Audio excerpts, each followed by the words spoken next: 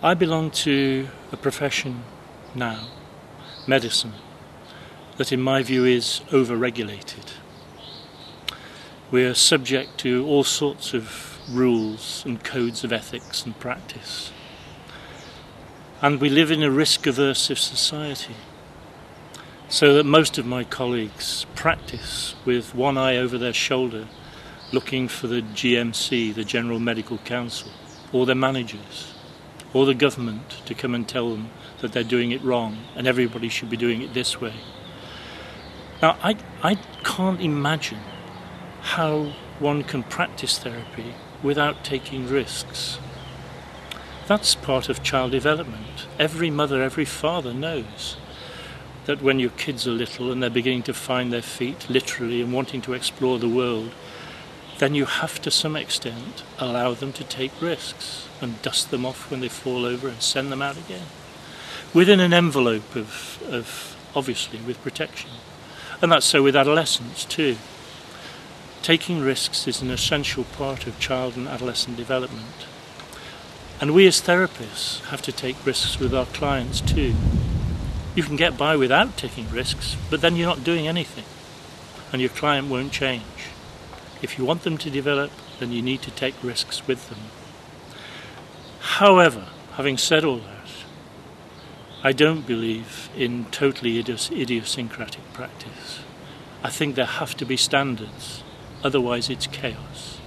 And we do know, unfortunately, that in every profession there are people who abuse their clients because they fall down on standards negatively or positively, wittingly or unwittingly.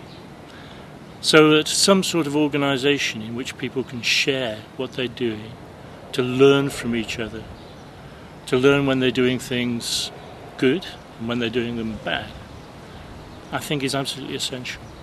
And it's so with play therapy too. And this organisation seems to me is an ideal one for allowing that to happen. So it's risks within an overall standard bearer, if you like. Russian dolls. I was working with, I can't remember how old he was, 17, 18, something like that. And he was a typical recalcitrant adolescent. Damned if you're going to say much to me at all. And he'd been referred by his school because he was academically very, very good. And he was going to crack all sorts of academic pots and go off to university and so on, be a star. But in the wake of a death in the family, he'd become very withdrawn. And his academic potential was disappearing down the plug hole. All his work was deteriorating. And he came to see me. And we talked about the death and the family. And yes, he was miserable and upset and angry and desolate and anxious and so on by turn about that. But it just didn't kind of seem as if that was the root cause of his problems.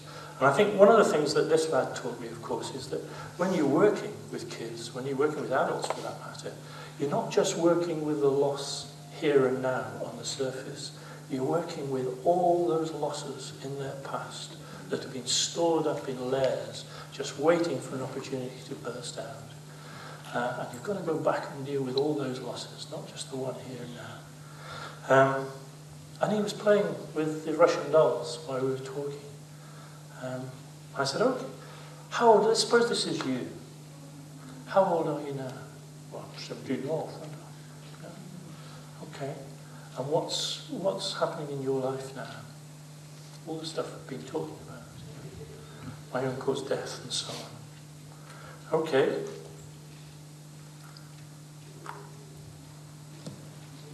How old are you now? 12. And what's happening in your life now? And he started to cry a little bit, and he talked about being bullied at school because he wasn't like other kids. He was a swot. And he didn't have very many friends. And the only real friend he'd had moved away from school and wasn't there anymore. And he cried a lot about that. We took another layer off. Okay, how old are you now? 5. And what's happening in your life now? And he talked about his dog, his very favourite pet dog, who died when he was 5. And how cataclysmic that had been for him. And he cried quite bitterly about that. And we took another layer off. And without my knowing it, when we got to the bottom there, it was broken. Half of it was missing. And he burst into uncontrollable sobs. How old are you now? 2. At the age of 2, his twin brother, who I hadn't known about, had died. And thereafter, all his parents talked about was his twin brother, and what a wonderful baby he'd been, and what a wonderful teenager he would have been, and what a wonderful adult he would have been. And there was this lad, 17 and a half, trying his best, and never, ever quite coming up to scratch to this wonderful twin brother, who he was miserable at losing, and intensely angry about for fucking up his own life. And that was the root of his problem. That was the root of his problem. And I got him back to the surface. Always leave kids with a bus ticket home, one consultant used to say to me, emotionally. And we got him back to the surface, and off he went. And I thought, wow, that was a wonderful bit of therapy. I never saw him again. Because I tricked him. Tricked him.